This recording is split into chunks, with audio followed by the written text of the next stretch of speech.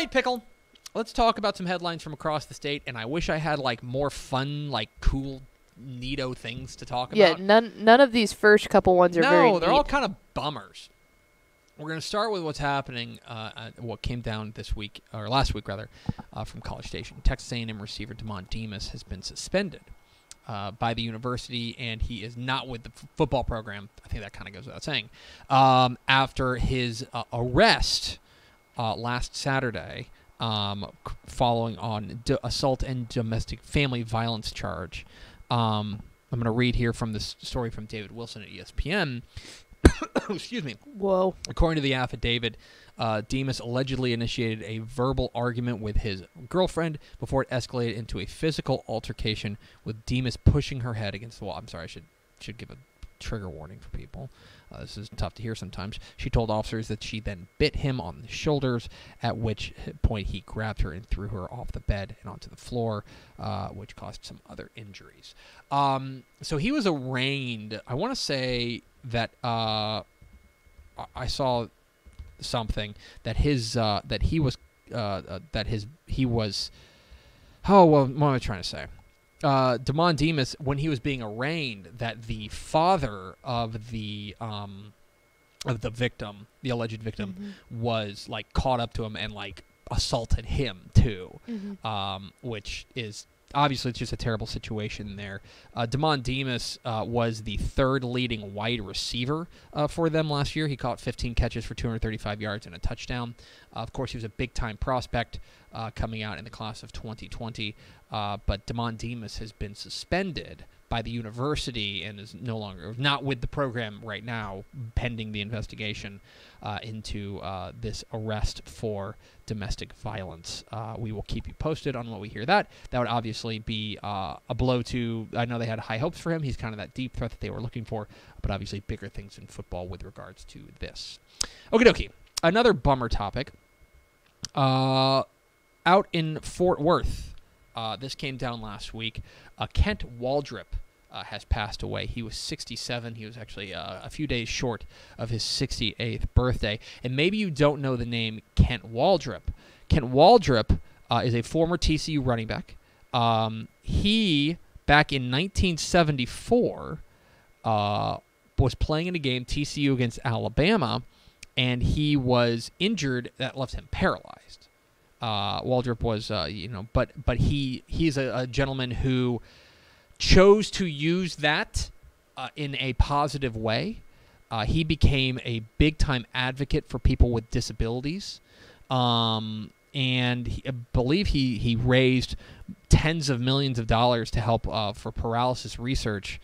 He served on the national. This is pretty remarkable. He served on the National Council on Disability during the Reagan and George H.W. Bush administrations. Oh wow! And this is kind of amazing. He helped draft the Americans with Disabilities Act, which if for example, if you go see a handicap spot in a parking lot, there are very specific every parking lot has to have X number. They have to be this wide. They have to have these types of things. As far as ramps are concerned, for basically to help people with disabilities get around in the world and be treated relatively, being treated as equally as possible. Kent Waldrep helped to draft that legislation, which is pretty amazing.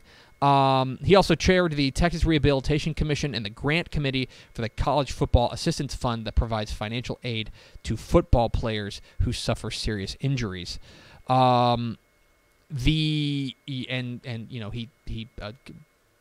Jeremiah Donati, the TCU athletic director, put out a statement afterwards.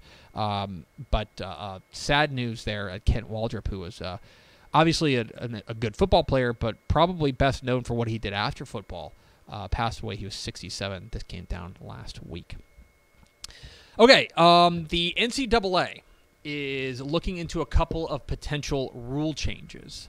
They are looking into the NCAA Football Rules Committee said on Friday that there's a couple of rules they're looking into. One of them would allow conferences to appeal targeting fouls that were called in the second half of games in order to avoid the carryover penalty of sitting out the first half. So presently, if you are playing in a college football game and you are ejected in the second half of a game, then you are then suspended for the first half of your next game. So if you're in game 1 and you get kicked out in the fourth quarter, you would then have to sit out the first half of game 2. They are apparently, if a team believes a targeting call was erroneous, its conference would be able to submit a request to the NCAA's National Coordinator of Officials for review. If it's obvious the player was incorrectly penalized, the call would be overturned and the player would be cleared for the first half of the next game. So there's nothing they can do in there. They already review these targeting calls, but then they can have a secondary review kind of over the course of like a little bit more time to take a look at it, instead of trying to get a game on there, so you may be able to avoid sitting out the first half of your next game. That's one thing they're proposed there. The other one is kind of funny, and Steve Shaw, who is the NCAA's coordinator of officials, said that the Rules Committee spent more time talking about players feigning injuries than any other issue in the game. Currently, during an injury timeout, the player involved has to sit out for one play. There are accusations of whenever you don't have a timeout or you need to stop the clock, of players suddenly coming down with an injury that causes them to fall down, and we got to stop the game. The group has considered several in-game solutions, including lengthening the amount of time the injured player would have to miss following the timeout, but couldn't come up with one fit perfectly. Instead, the proposed rule would give the school or the conference the ability to contact Shaw to facilitate a video review. Any penalties levied would be up to the conference or schools involved. So that the NCAA is looking into a couple of rules, hopefully to mitigate the amount of fake injuries that are coming down. So anyway, that is the latest from the NCAA. Okay, on to the high school front.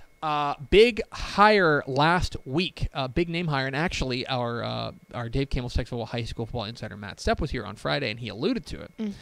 But Salado ISD is going to name Tom Westerberg as their next head football coach on Friday. Or I'm sorry, this was on. They're going to name him on Friday. Tom Westerberg is best known, probably. He's most recently been the Hayes Consolidated ISD athletic director. Before that, he was the head coach at Barbers Hill. Before that, do you remember where he was? Allen. That's right. He was the head coach of the Allen Eagles during their unbelievable run, led them to 4 state championships in 7 years. Of course, the three-peat in 2012-2014 with quarterback Kyler Murray. He is getting back in the game. Matt Stepp mentioned this on Friday's show, that he thought this was a little bit surprising, specifically because he's probably taking at least a little bit of a pay cut to do this. Absolutely. But I think that you talk with some coaches, and it's in their blood. They want to be on the side. Tom Westerberg, he can go on the sideline, but he's not coaching. Right? He's the athletic director. He obviously wants to coach again. He also has some history with Salado. He's from there. He's got a house there. And so, yeah, that's certainly something to keep an eye on. He's a big-name coach, 186-34 in his 17 years as a head coach. Pretty darn good. Not a math major, but that seems pretty good. One thing that's going to be very interesting, so it came open because Alan Hare left to go be the new head coach at the new school, Killeen Chaparral. Well, under Alan Hare, he's a member of the slot team Mafia. They run the slot team. Tom Westerberg does not run the slot team. No. At least not to my knowledge. I know he never ran it at Allen. I almost certain he didn't run it at Barbers Hill. Will they change offensive philosophies? That's something to keep an eye on. But anyway, Salado hiring Tom Westerberg, the new head coach there for the Salado Eagles. Down in south of Dallas, DFW, Corsicana head coach Hal Wasson has retired. Hal Wasson has spent 33 years as a head coach. He was head coach at Italy, San Saba, Pittsburgh, Mejia, Liberty Hill, Keller, Fossil Ridge, and Corsicana. And probably, he was also the athletic director at Irving ISD for a year, but he's probably most notable for being the head coach who took over for Todd Dodge there at Southlake. Carroll led them to a state championship in 2011. He was also an assistant for multiple years under Todd Dodge there at Carroll. But he is he is retired. He's decided to hang him up. 256, 125, and 3 record. Pretty darn good run there. Of course, his son Chase Wasson was a quarterback there for South Lake Carroll as well. Certainly wish Coach Wasson, who's been a good friend of Dave Campbell's Texas football, the best. Did I ever tell you my Chase Wasson story? No. I was at a 7-on-7 tournament a couple of years ago, and ran into Chase and his family. He was there with a couple of his kids, and for some reason, like, he was like, oh, like, this kid was like, I want to say 7 or so, and he was like, oh, you got to get a picture with Mr. Tepper. I'm like, you don't. You really I promise don't. you, just because they will put anybody on TV. But we'll get the picture. I just start chatting it up, and he goes, now, where'd you go again? And I go, yeah, I went to Coppell. He's like, oh, yeah, we used to beat you guys all over the place. I was like, yeah, that, Coach. Thanks. Sure, I'm aware. I noticed. Anyway, Hal Wasson, certainly wish him the best in retirement.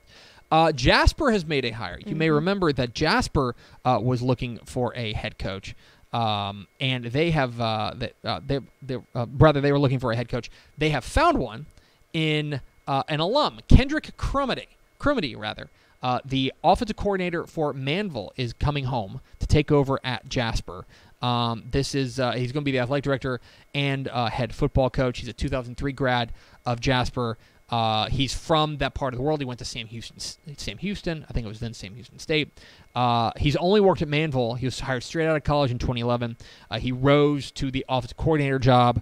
He's been a part of a number of deep playoff runs, taking over a Jasper program that's ready to win right now. And yeah, so Jasper has hired one of their own in Kendrik Crumedy, taking over there at Jasper. Jasper has an elite logo, by the way. Oh, yeah. Absolutely. The use of the Texas sketched in is... Mwah. Finally, Prosper Rock Hill has their second head coach in program history. Yep. You may remember a couple of weeks ago, it was actually relatively surprising. It was pretty surprising. It caught us all off guard. That Mark Umble, the head coach there at Prosper Rock Hill, was resigned there at Rock Hill. He led them to a 5-5 record in 2021. It was just their second year playing football. He resigns. They have now promoted from within their defensive assistant coach, Mark Wilkinson, to be the second head coach at Prosper Rock Hill. So they have their second head coach of the Blue Hawks all time in Mark Wilkinson taking over Prosper Rock Hill. Of course, we've got you covered at TexasFootball.com for all things news and notes from around the state. Thanks so much for watching that video. If you would like more and to be notified when they come out, go ahead and click that subscribe button right down there. You can also watch Texas Football Today every day live at noon on TexasFootball.com, Facebook, Twitch, and right here on YouTube. For more of the best coverage of Texas football in the Lone Star State, go to TexasFootball.com/subscribe.